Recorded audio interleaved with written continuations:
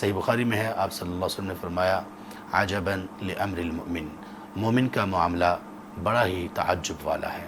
بڑا ہی پسندیدہ ہے، بڑا ہی خوش کرنے والا ہے۔ فإن الامر کلہ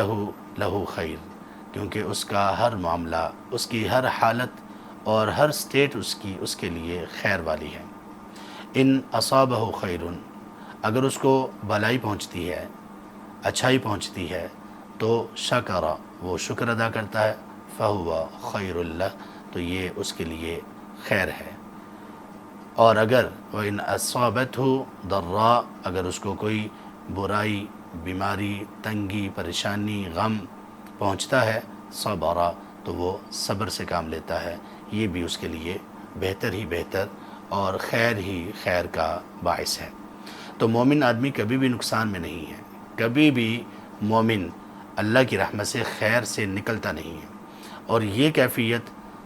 اس چیز کا پیدا ہونا کہ مومن کبھی بھی خیر سے خالی نہ ہو اور خیر کے حصار سے نہ نکلے، اس کا صرف ایک ہی حل ہے، وہ یہ کہ توبہ کی کیفیت اور توبہ کا معاملہ انسان پر ہمیشہ طاری رہے، توبہ کو واقعی ہی وہ دل و جان سے تسلیم کر کے اس کو اپنے اوپر طاری کرے، تو پھر ایک مومن آدمی کبھی بھی اللہ تعالیٰ کی طرف سے خیر سے باہر نہیں نکلے گا، جیسے بھی حالات ہوں، اچھے یا تنگی والے، خوش کرنے والے یا آدمی کو رلا دینے والے، کسی بھی طرح کے حالات ہوں، مومن آدمی خیر سے کبھی بھی خارج نہیں ہوگا۔ تو توبہ اس لیے ضروری ہے کہ توبہ کے بغیر کامیابی نہیں ہے۔ جو آیت آپ کے سامنے میں نے تلاوت کی، سورۃ النور کی آیت نمبر 31، اس میں اللہ تعالیٰ نے کامیابی کو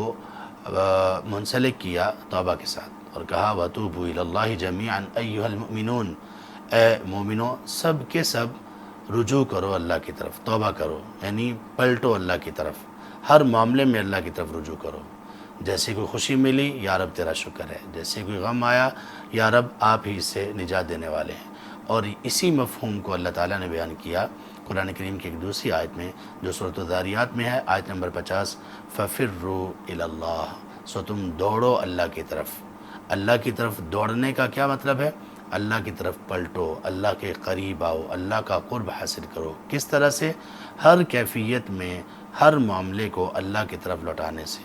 خیر خوشی کے معاملے کو اللہ کی طرف شکر کرتے ہوئے لوٹانا،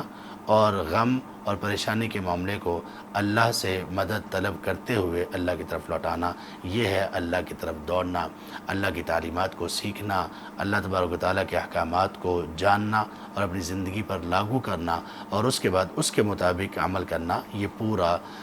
مفہوم شامل ہے فَفِرُّوا إِلَى اللَّهِ میں، اور جو کہ توبہ کا مفہوم ہے، یا یہ توبہ ہے جو کہ توبہ کے الفاظ کے علاوہ دوسرے الفاظ میں بیان کیا گیا اس حکم کو، وہ ہے فَفِرُّوا إِلَى اللَّهِ، اللہ کی طرف دوڑو۔